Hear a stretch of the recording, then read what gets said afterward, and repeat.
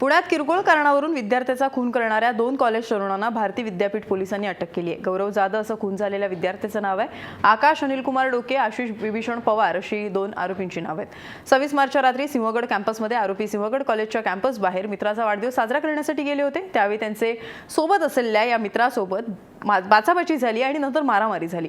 त्यात त्यांनी गौरव जाधवच्या डोक्यात रागाच्या भरात बांबूने मारहाण केली आणि त्याला जखमी करून त्यांनी पळ सुद्धा काढला। त्यानंतर गौरवला त्याच्या मित्राने जवळच्या भारती हॉस्पिटलमध्ये उपचारासाठी दाखल केलं, मात्र गौरवचा उपचारादरम्यानच मृत्यू झालाय। गौरव मूळचा सातारा जिल्ह्यातील खटाव तालुक्यातील गुरसाळे गावचा राहणारा होता। सिंहगड कॉलेजमध्ये बीबीएच्या तो दुसऱ्या वर्षात शिकत होता। यात आता भारती विद्यापीठ पोलिसात गुन्हा नोंद केल्यानंतर पोलिसांनी 24 तासांच्या आत या दोन्ही आरोपींना अटक केली। आरोपी आपल्या मूळ गावी पळून जाण्याच्या तयारीत असतानाच पोलिसांनी त्यांना ताब्यात घेतलंय। या गुन्ह्यातील आरोपी मृत हे सर्व सिंहगड कॉलेजचे विद्यार्थी असून वेगवेगळ्या पदव्यांचं शिक्षण घेत होते।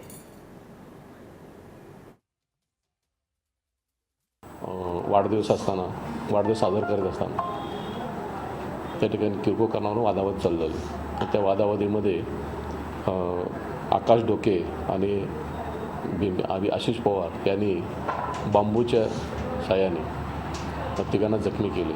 त्यामध्ये गौरव जाधव आहे, त्याच्या डोक्यात बांबूची वार बसल्यामुळे तो भारती विद्यापीठ हॉस्पिटलला ॲडमिट होता।